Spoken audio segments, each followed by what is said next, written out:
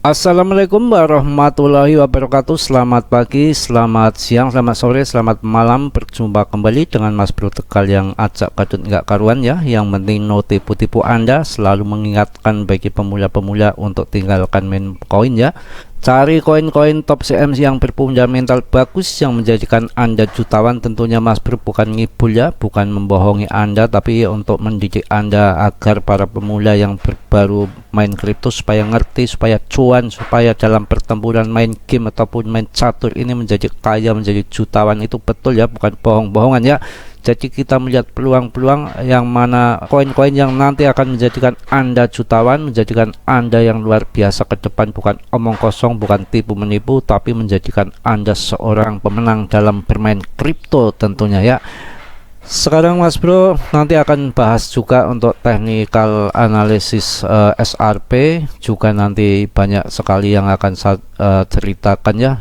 Jangan skip dulu, nanti kalau videonya waktunya cukup ya ada analisa teknikal, kalau nggak cukup mungkin nanti video bagian kedua. Biasa Mas Bro lagi semangat, mungkin ada 2 video. Oke ya, yang mana Litecoin ini rayakan transaksi ke 170 juta, menembus rekor baru menuju ya 300 US dollar ya. Jadi begitu halving BTC nggak langsung naik begitu aja ya, nunggu rewardnya terpotong seiring waktu, mungkin baru akan meningkat tinggi harganya gila-gilaan sampai 300 US dollar. Itu nggak omong kosong, nggak bohong-bohongan ya. Tinggal nunggu momen, tinggal nunggu waktu yang mana koin-koin seperti ini yang dilegal tenderkan di US dan di Kanada ya, yang mana nggak akan mungkin rapul ataupun kayak meme coin tiba-tiba harganya hancur begitu aja ya. Jadi ini kesempatan emas, kesempatan yang baik. Mas Bro memberikan koin-koin yang luar biasa agar Anda cerdas, agar Anda pinter ya, menjadi jutawan betul apa adanya, no tipu-nipu, no bohong-bohong. Buat apa nanti dimarahin sama Mardiah bagaimana ya. Litecoin telah mencapai tonggak penting dalam perjalanannya, merayakan transaksi ke 170 jutanya seperti yang ditonjolkan oleh sebuah tweet. Jaringan Litecoin baru saja memproses transaksi ke 170 jutanya, artinya Litecoin sedang mempercepat menambah 10 juta lainnya dalam 7 minggu terakhir, jauh di atas 1 juta transaksi per minggu. Waduh, bagaimana Bro? Masih kuat beli Litecoin? Kalau nggak kuat ya jual sapi. Ya. Pengumuman ini mencerminkan pertumbuhan cepat dari cryptocurrency ini, memamerkan penambahan lebih dari 10 juta transaksi dalam 7 minggu terakhir saja. Ya waduh. Pengurangan dan hitungan mundur halving dengan Okaling. Di plafon analitik Okaling, hitungan mundur telah dimulai menuju event Litecoin halving yang sangat dinanti-nantikan, menunjukkan 17 hari dan 3 jam tersisa pada saat penulisannya. Wow, event ini diperkirakan akan mengurangi hadiah penambangan Litecoin dari 6,25 Litecoin menjadi 3,125 Litecoin Bro. Waduh, bagaimana Bro? Anda ketinggalan sama Mardiah Bro kalau nggak masuk di Litecoin. Koin-koin yang cakep, koin-koin yang begini Anda nggak melirik, Anda meliriknya ke Sinja, Bob Doge, Anda akan menyesal selamanya jadi orang hidup, jadi orang penyesalan seumur hidup. Aduh. Dengan hanya 9875 blok yang tersisa hingga acara ini, sentimen pasar umumnya melihat halving sebagai pengaruh positif pada Litecoin. Meski mengalami sedikit penurunan dalam 24 jam terakhir, cryptocurrency ini tetap bertahan diperdagangkan pada 94,70 US dollar dan mempertahankan posisi ke-12 di antara semua cryptocurrency dengan nilai pasar 6,94 miliar US dollar. Waduh, sentimen pasar optimis di tengah putusan pengadilan AS yang menguntungkan Litecoin. Mantap Litecoin, mantap ya. Pasar cryptocurrency yang lebih luas termasuk Litecoin tampaknya mendapat manfaat dari putusan pengadilan AS baru-baru ini. Hakim menentukan bahwa penjualan XRP oleh Ripple tidak merupakan penawaran kontrak investasi, menandai momen yang berpotensi transformatif untuk industri kripto. Brrr. Putusan tersebut berdasarkan tes Huawei telah ditafsirkan oleh beberapa investor sebagai perkembangan positif untuk industri kripto yang lebih luas. Sentimen optimis ini bisa sangat mempengaruhi kinerja pasar Litecoin, mengajukan pertanyaan menarik tentang kemungkinan harga Litecoin melonjak hingga mencapai harga 300 US dollar, bro. Aduh, bro, pusing, bro, kalau nggak beli, bro, kacau, bro. Kader maning bapake dikasih yang bagus-bagus, yang cakep-cakep, belinya meme coin. Ya, saya jelaskan ini nanti ya. Jadi mulai di dunia ini yang akan datang akan diperketat meme coin ya. Ada aturan yang jelas ya. Sebagai influencer seperti Mas Bro juga nggak boleh ngomong asal-asalan, harus sesuai dengan hukum nanti ya. Nggak sembarangan, kita nggak boleh ngibul-ngibul, nipu-nipu lagi ya. Itu sudah mulai disorot sama pemerintah di belahan dunia ya. Kripto yang apa namanya, semua debt ya sama influencer meme coin, harap berhati-hati karena yang akan datang ke depan ada badan hukumnya, nggak sembarangan ya, nggak main-main ya. Jadi jangan sampai tipu menipu. Makanya dari sekarang Mas Bro berusaha untuk bukan tipu menipu, dari awal pun nggak tipu menipu ya. Yang ada dikibulin mulu sama meme coin, yang ada ditipu mulu sama meme coin, betul-betul itu ya. Kuntul itu macam-macam aja ya. Kita cek sebelum nanti masuk ke Litecoin, saya cek dulu masalah regulasi nanti mau dibabat habis meme coin ini. Jadi Mas Bro ada pendukungnya, rawe-rawe lantas malang-malang putung. Selama ini Mas Bro gak sia-sia ternyata menentang meme coin ya. Nanti meme coin mau dihajar pakai hukum, nggak sembarangan asal jeplak, asal promosi yang tidak betul. Kalau mau promosi harus bener. Meme coin kalau punya project harus project bener, nggak boleh abal-abal. Nanti akan begitu ke depan. Coba bagaimana Mas Bro yang selama ini sendirian ternyata akan dapat dukungan langsung dari pemerintah di belahan dunia. Mau bukti ya, ini bukti, bukan bukti nama orang tetangga ya, ini bukti apa namanya, fakta dari sebuah hukum. Nih lihat ya, baca bareng-bareng. Katanya ada yang ngomen ke Mas Bro, Allah cuma baca artikel. Kalau nggak baca namanya orang goblok. Orang pinter di dunia itu semua dari membaca. Buku banyak sekali, itu buat apa? Buat baca. Cuma kan orang males baca ya. Orang yang pinter, yang cerdas itu lihat di Jepang semua sambil jalan, nyebrang jalan tuh sambil baca. Itu makanya cerdas Jepang itu ya. Jangan cari menangnya sendiri ya. Kalau nggak baca ya nggak sekolah, namanya goblok ya. Baca ini orang hebat, orang pinter itu dari membaca ya, bukan dari mengibul ya. Kalau mengibul dibilang hebat, membaca dikritik. Membaca itu malah bagus, disarankan. Ini aduh, orang pinter apa goblok ya. Ini apa pelajaran dari alam sesat mana? Orang baca dikritik. Justru anjurkan anak-anak kita untuk membaca, bukan main gadget, ceret ya. Influencer mulai hati-hati. Kini meme kripto dianggap promosi keuangan oleh pengawas Inggris, dan nanti yang lainnya akan mengikuti. Jadi nggak main-main ya. Jadi regulator keuangan Inggris ya, Financial FCA, telah mengusulkan pedoman baru yang menyatakan bahwa meme coin kripto dianggap sebagai promosi keuangan. Ini berarti bahwa perusahaan kripto dan influencer mungkin harus menyertakan penyangkalan dalam meme mereka untuk mematuhi hukum periklanan di negara-negara tersebut ya. FCA telah menyadari bahwa banyak orang tidak menyadari bahwa meme dapat tunduk pada aturannya ya. Tahu Anda?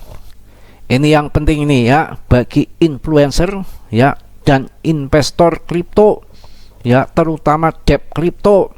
Regulator ini menganggap investasi kripto sebagai investasi berisiko tinggi dan memerlukan peringatan tertentu dan pembatasan saat mengiklankannya kepada investor retail. Ini berarti bahwa perusahaan dan influencer yang mempromosikan kripto, terutama meme coin itu ya, harus memastikan bahwa mereka menyertakan peringatan yang tepat dan mematuhi semua aturan yang relevan. Jadi nggak boleh ngibul-ngibul. Kalau ada proyek ngomong ada proyek, kalau nggak ada proyek harus ada proyek, dan nanti yang anonim itu ditendang semua ya, yang tukang kibul, yang tukang tipu itu semua nanti nggak boleh ya. Jadi harus di sini harus bertarung secara gentleman. Jangan tipu menipu, kucing-kucingan. Lebih lanjut, VCA juga telah mengungkapkan kekhawatiran tentang influencer yang berorientasi pada keuangan yang mempromosikan produk, terutama ketika menargetkan audiens yang lebih muda. Mereka menyatakan, dan bagi mereka yang secara ilegal mempromosikan produk, kami akan mengambil tindakan terhadap Anda. Wow. Jadi nggak semua ya ngambil ngomong-ngomong dobrok segala macam ya.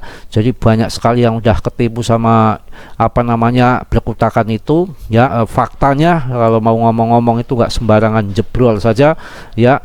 Hal ini juga dapat mempengaruhi cara audiens memandang dan berinteraksi dengan meme koin kripto. Mereka sekarang mungkin lebih sadar bahwa meme ini adalah bentuk promosi keuangan dan dapat mempertimbangkan ini saat mengevaluasi informasi dan klaim yang disajikan dalam meme tersebut. Selain itu, pedoman baru ini juga dapat mendorong perusahaan dan influencer untuk lebih transparan tentang hubungan dan insentif keuangan mereka. Ini dapat membantu meningkatkan kepercayaan dan transparansi dalam industri kripto.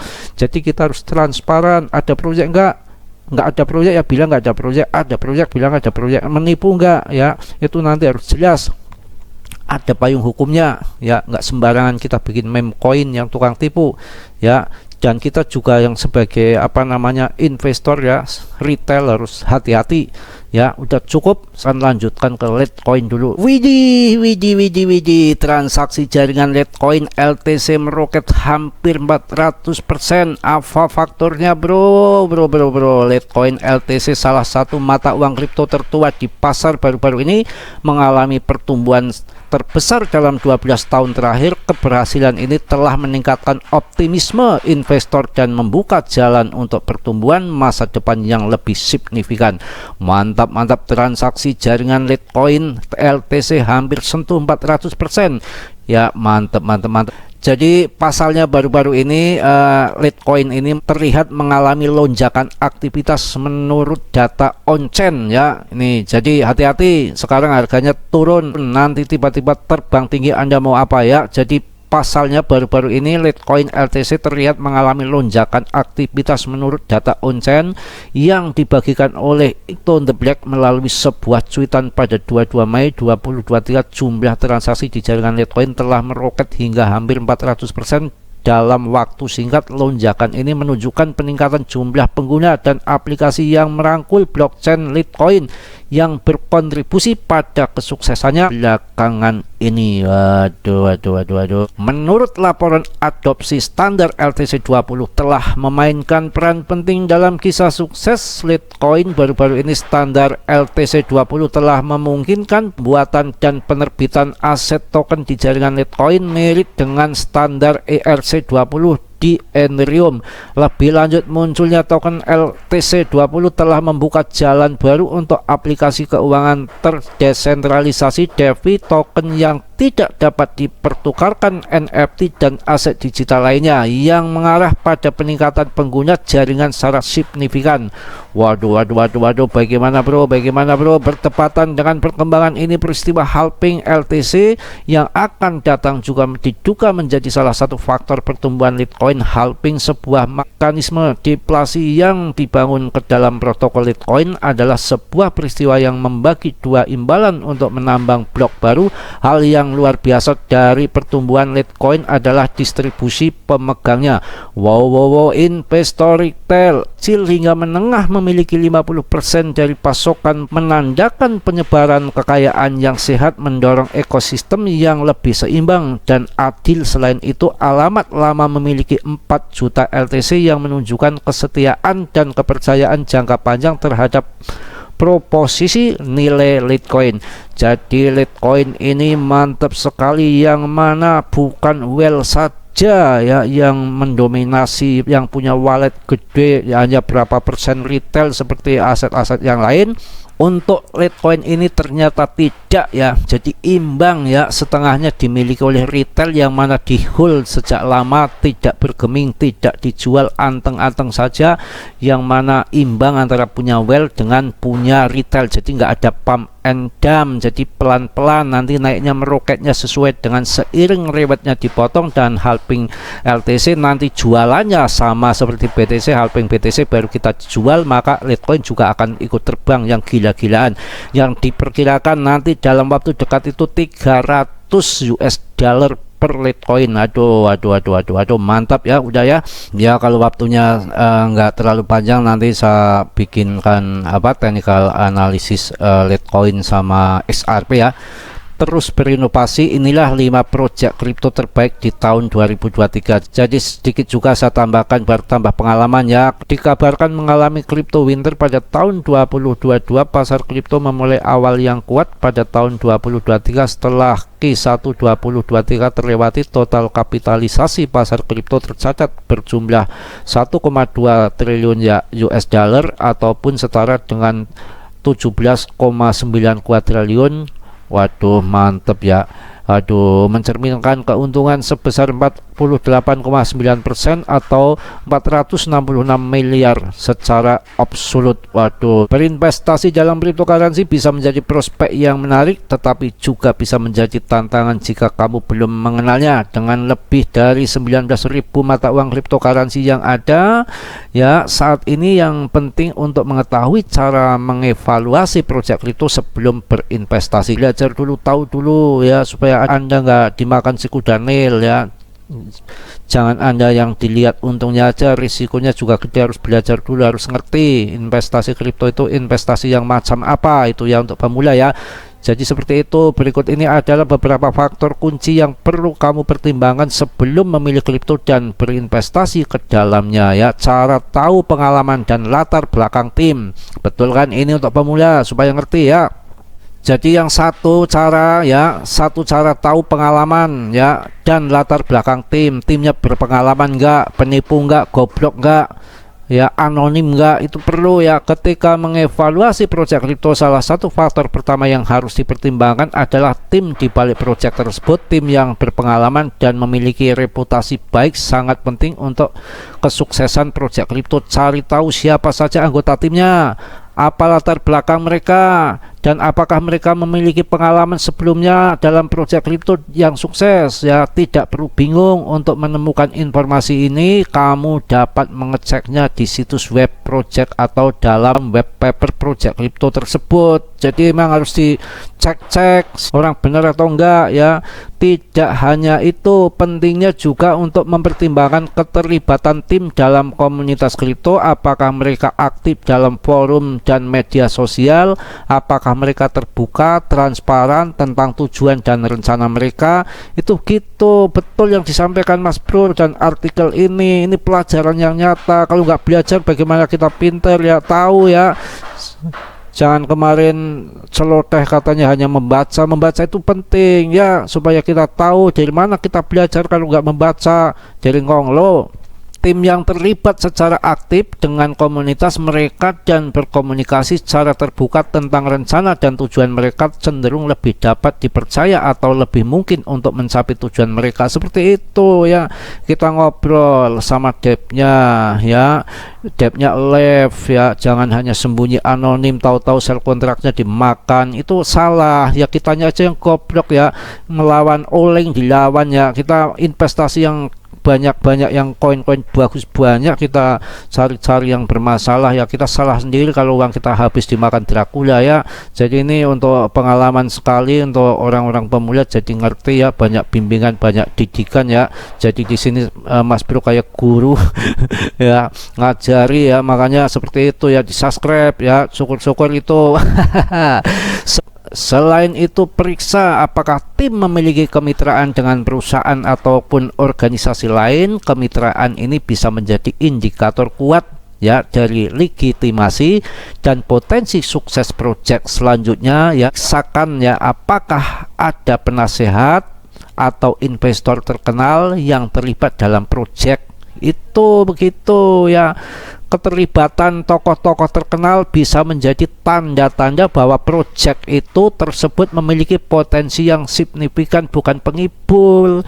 Harus betul-betul yang dikatakan Mas Bro ya, harus jelas developernya, harus bukan anonim, proyeknya apa, harus kerjasama dengan perusahaan-perusahaan besar, harus ada orang besar, orang ternama yang biasa di dunia kripto yang ikut ya bergelimpungan di situ. Oh ya, itu pun masih banyak kadang proyeknya gagal, apalagi yang katanya proyek Bob Doge sama Sinja kacau ya. Jadi ini kalau nggak sampai waktunya ya nanti teknikalnya video yang kedua, karena ini penting sekali ya untuk pemula, untuk belajar mengetahui bagaimana kripto itu dipandangnya begini, harus didalami betul-betul, dikupas, dikuliti ya, belajar jangan tanggung-tanggung sama Mas Bro ya. Yang kedua, teknologi dan skalabilitas ya. Selain dengan ketertiban tim di balik sebuah proyek kripto, teknologi yang mendasari proyek kripto juga tak kalah penting. Jadi teknologinya juga harus tahu dasarnya apa, jangan ece-ece ya. Apakah proyek tersebut menggunakan teknologi blockchain atau teknologi lain? Jangan-jangan hanya fotokopian, ya bahaya ya. Takutnya itu Bris itu bukan pakai blockchain tapi Blocktopia Bakpia, bahaya kalau pakainya Bakpia ya. Ini blockchain larinya ke Bakpia ya, hanya bohong-bohongan di blockchain, ternyata dia punya blockchain sendiri, apa namanya, Bakpia ya, paket regu, kacau ya. Apakah teknologi tersebut inovatif dan menawarkan solusi unik untuk masalah yang ada? Teknologi yang kuat dan inovatif dapat menjadi indikator kuat dari potensi sukses proyek. Aduh memang pusing ya, jadi betul-betul diteliti, jeli ya, jangan asal jebret aja masuk ya.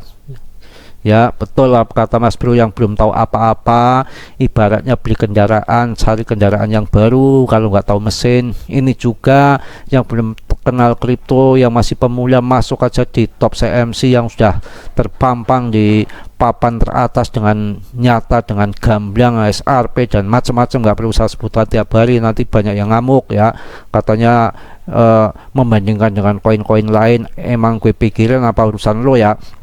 Selain itu penting juga untuk mempertimbangkan skalabilitas proyek. Apakah proyek tersebut dapat berkembang seiring dengan peningkatan jumlah pengguna dan transaksi ya. Skalabilitas adalah tantangan besar banyak proyek blockchain, dan proyek yang memiliki solusi untuk masalah skalabilitas ini memiliki potensi yang lebih besar untuk sukses dalam jangka panjang. Untuk di akhir, periksakan ya juga apakah proyek tersebut memiliki rencana untuk peningkatan teknologi di masa depan. Apakah mereka memiliki roadmap yang jelas untuk pengembangan dan peningkatan teknologi mereka? Pasalnya, proyek yang memiliki rencana yang jelas untuk masa depan dan berkomitmen untuk inovasi teknologi cenderung memiliki potensi yang lebih besar untuk sukses. Paham ya? Ya, yang ketiga, komunitas yang kuat dan aktif tidak bisa dipungkiri ya, dapat menjadikan indikator baik dari proyek kripto yang sukses. Cek media sosialnya dan forum ya, diskusi untuk melihat seberapa aktif komunitas tersebut, apakah mereka berpartisipasi dalam diskusi, mengajukan pertanyaan ya, dan berbagi informasi. Mengutip dari koin Telegraph ya toilet lagi ini munculnya, komunitas yang aktif dan terlibat dalam membantu mendorong adopsi dan pertumbuhan proyek. Aduh mantap ya. Jadi ini ada beberapa sampai 3 kali ya untuk ngecek koin-koin yang kita mau investkan, itu nggak sembarangan ya. Aduh pokoknya tadi udah saya jelaskan semua panjang lebar, Anda perlu gali, perlu kaji ya, perlu banyak belajar ya. Ini betul, ini tumben ini koin toilet ini mengedukasi yang mantap ya. Saya baru menemukan artikel yang membimbing yang mengenai dalam kita menyelidiki ya, dalam kita meriset sebuah kripto yang akan kita investkan, ternyata seperti ini. Cukup ya, waktunya nggak cukup untuk technical analysis. Nanti untuk video kedua saya akan buatkan technical analysis untuk SRP ya, sama untuk Litecoin yang mana SRP lagi booming ya. Mungkin banyak akan masuk di situ yang investornya, termasuk kita sebagai retail juga ingin masuk juga. Yang kedua Litecoin yang mana besok akan di Agustus yang sebentar lagi akan halving BTC, kita juga perlu technical analysis.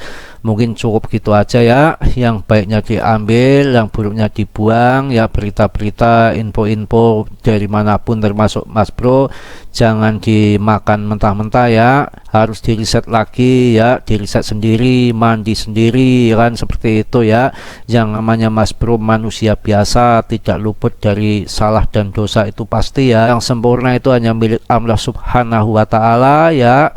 Yang sudah subscribe saya ucapkan banyak-banyak terima kasih. Yang belum tolong di subscribe ya. Mudah-mudahan kawan-kawanku semua dalam kondisi sehat walafiat tanpa kurang suatu apapun. Salam Mas Bro dari Tegal. Wassalamualaikum warahmatullahi wabarakatuh.